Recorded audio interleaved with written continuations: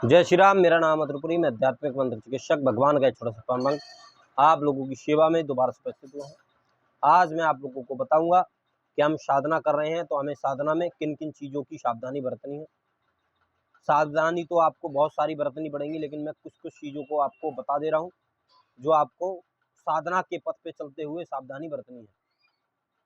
पहला कि आप अपनी और पराई स्त्री के साथ में कभी भी संबंध नहीं बनाएंगे।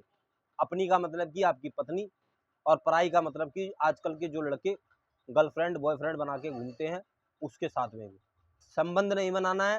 अगर उसके पास में बैठना भी है तो काम भाव की इच्छा से नहीं बैठना है कभी भी, तब आपकी साधना पूर्ण होगी।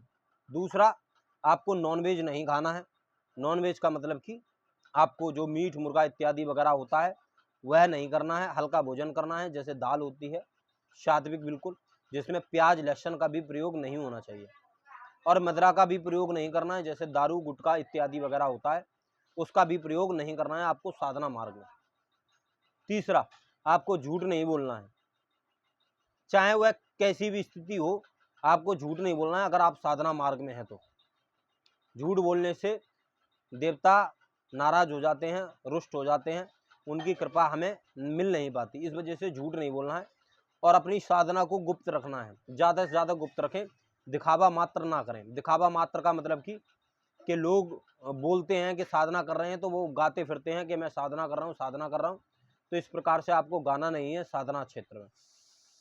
और आपको अपने शीश पे कभी भी हाथ नहीं रखवाना है, दूसरे के आसन पर नहीं बैठना है, और गलत नहीं बोलना है, गाली गलौज नहीं करनी है। गाली गलौज का अर्थ है कि आप अगर देते भी हैं, आपकी आदत है, तो आप उस पर नियंत्रण रखें और कम से कम आप देने का प्रयास करें।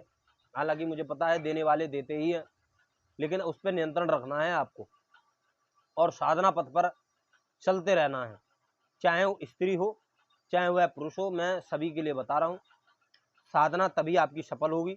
और अपने गुरु पे पूरी की पूरी आप भरोसा कर कर चलेंगे साधना पथ पे, तो ही आपको सफलता प्राप्त होगी।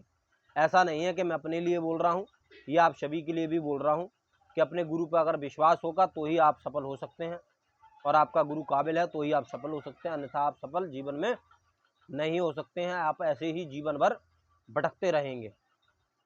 जो गुरु आज्ञा होती है उस पर आप चलें और धैर्य रह के चलें और अपनी साधना और भक्ति को पूर्ण करें, और अनंत आप सिद्धियां प्राप्त करें। सिद्धियां प्राप्त होने के बाद में अपने अंदर अहंकार घमंड बिल्कुल भी ना लाएं। आप हर किसी का, चाहे बड़ा हो चाहे छोटा हो, सबके प्रति समान भावना रखनी है और भगवान के प्रति बिल्कुल निष्कष्ट रहना है। जय श्री राम, जय महाकाल।